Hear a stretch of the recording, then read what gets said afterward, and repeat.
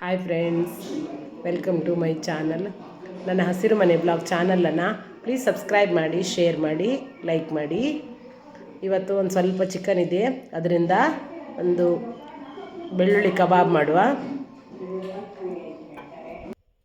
ನಾನಿಲ್ಲಿ 1 kg chicken ತೊಗೊಂಡಿದ್ದೀನಿ.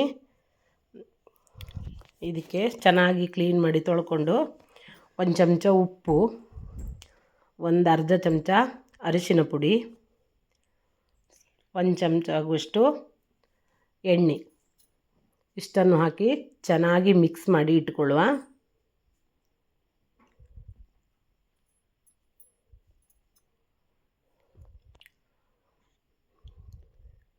ನಂತರ ಮಸಾಲೆಗೆ ಸ್ವಲ್ಪ ಕರಿಬೇವು, ಕೊತ್ತಂಬರಿ ಸೊಪ್ಪು, ಹಸಿಮೆಣಸಿನ್ಕಾಯಿ, ಬೆಳ್ಳುಳ್ಳಿ, ಪುದೀನ ಇಷ್ಟನ್ನು ತಗೊಂಡಿದ್ದೀನಿ.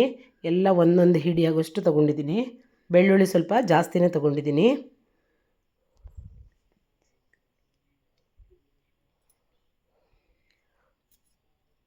ನಂತರ 1-2 ಚಮಚ ಆಗುವಷ್ಟು ಕಡಲೆ ಹಿಟ್ಟು, 5 ಚಮಚ ಆಗುವಷ್ಟು ಕಾರ್ನ್ ಫ್ಲೋರ್, 1.5 ಚಮಚ ಶುಂಠಿ ಬೆಳ್ಳುಳ್ಳಿ ಪೇಸ್ಟ್, ಸ್ವಲ್ಪ ವೆನೆಗರ್ ಇಷ್ಟನ್ನು ಹಾಕ್ಕೊಂಡು ಮಿಕ್ಸ್ ಮಾಡಿ ಇಟ್ಕೊಳ್ಳುವ.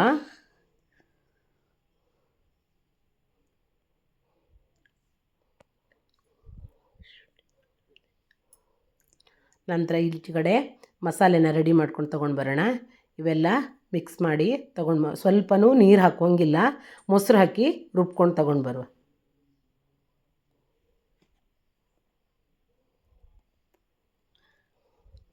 ನಾನಿಲ್ಲಿ 2-3 ಚಮಚ ಆಗುವಷ್ಟು ಮೊಸರು ಹಾಕ್ಕೊಂಡಿದ್ದೀನಿ.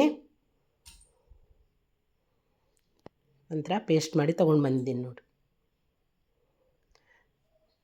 ನಂತರ ಈ ಪೇಸ್ಟನ್ನು ಹಾಕಿ ಚೆನ್ನಾಗಿ ಮಿಕ್ಸ್ ಮಾಡಿ ಒಂದು ಅರ್ಧ ಗಂಟೆ ಎತ್ತಿಟ್ಕೊಳ್ಳುವ.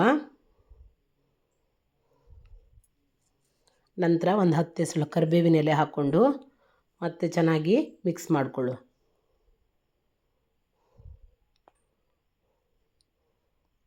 ನಂತರ ಒಲೆ ಮೇಲೆ ಒಂದು ಕಡಾಯಿ ಇಟ್ಕೊಂಡು ಎಣ್ಣೆ ಬಿಸಿ ಆದಮೇಲೆ ಒಂದೊಂದೇ ಚಿಕನ್ ಪೀಸನ್ನು ಎಣ್ಣೆಗೆ ಬಿಡುವ.